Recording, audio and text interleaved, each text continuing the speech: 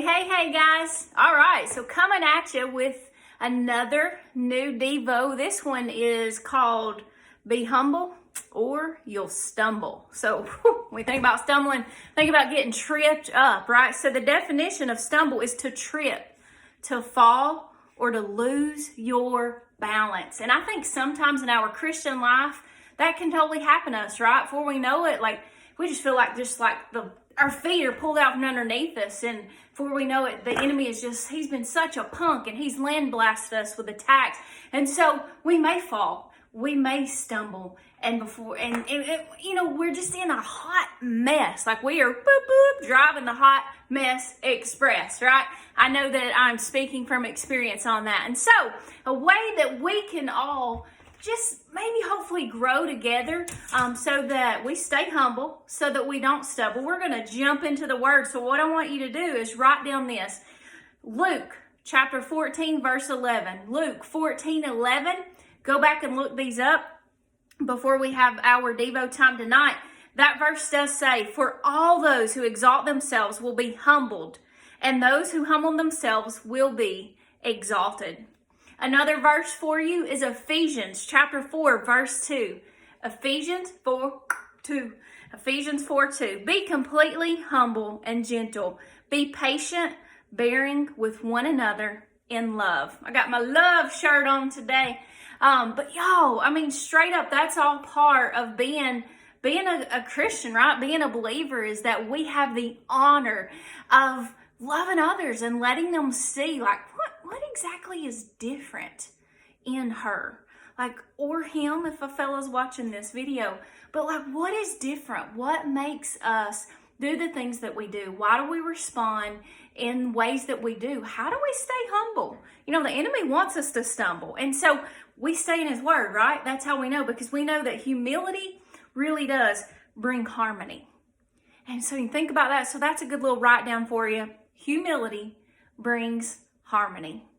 And when I think about the greatest visual example that we have, the most just tangible that just hits me right there upside the noggin, is that when Jesus died on the cross for us, that was the greatest, y'all, the most amazing, powerful sign, an example of being a humble, a person of humility and of high character. Like Jesus said he was going to do it, and then boom shakalaka, he did. And because of that, we get to receive him as our personal Lord and Savior and go to heaven when we leave this world. But even bigger than that is our time in between, is that like all the ways that he's entrusted us, he's empowered us, he's gifted us with talent and even time to be able to do these things. So we got breath in those lungs, right? We got feet, we're vertical, and we get to say yes to Jesus. So it's all about a get to, not a got to, right? And so I just want to encourage you in that, and knowing that Jesus was the greatest example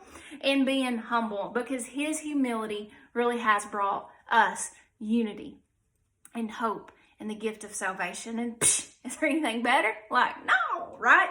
But I wrote down some notes because I wanted you to be able to have these notes. So if you'll jot them down, you might have to go back and watch the video again. But I want you to have this in your little journal so that you can remember some of these people up in here in the Bible, in the Bible, that made some decisions that caused them to fall out. And basically, it was because of pride.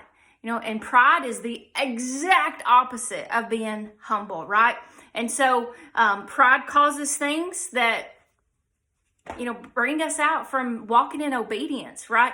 And so pride is also something that really can impact our present, but our future. So listen, here's what happened. So I wrote down this note. Proverbs 16:18 references the pride that goes before the fall. So if you want to look that one up, there's you another verse to cruise on over. Proverbs 16:18 is that one. But pride took, you ready? Pride took Lucifer from heaven. He went to go live in hell because his pride removed him from heaven. Pride also took Adam out of paradise. Like what?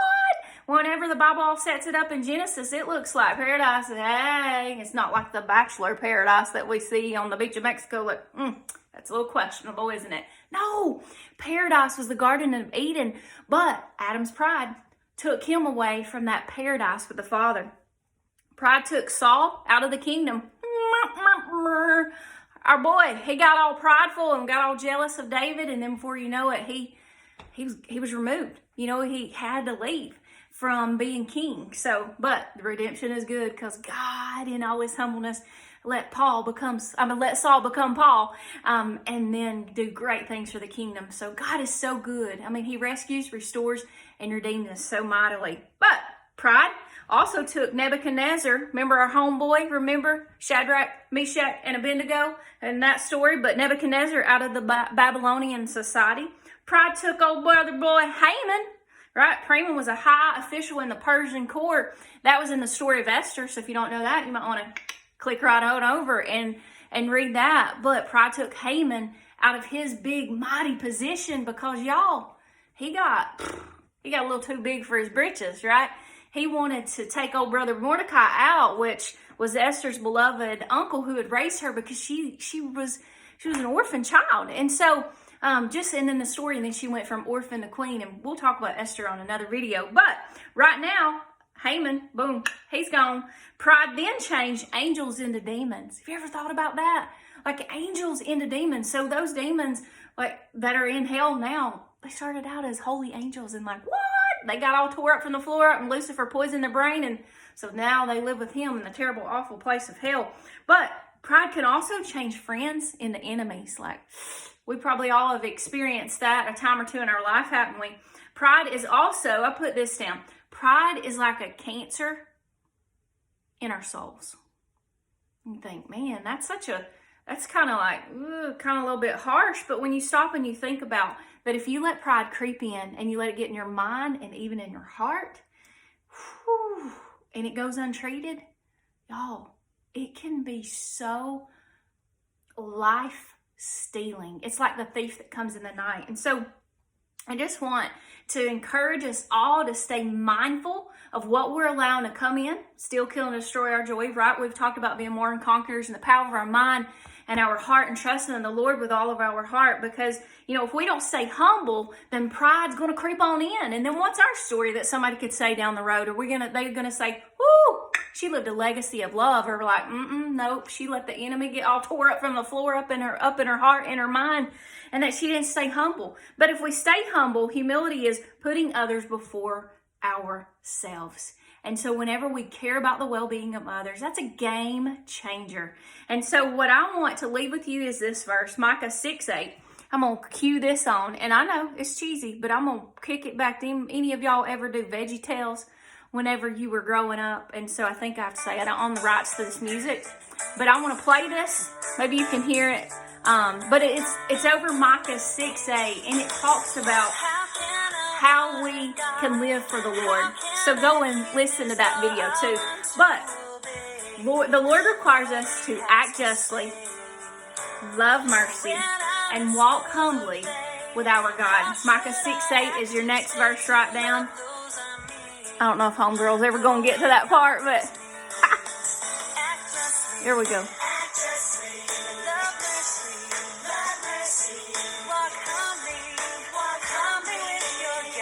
And you all are welcome for not singing that. You're very, very welcome. I sound like a bullfrog going through puberty, but I love to sing. I have car concerts all the time. But, y'all, again, the title of this message is Be Humble or You'll Stumble.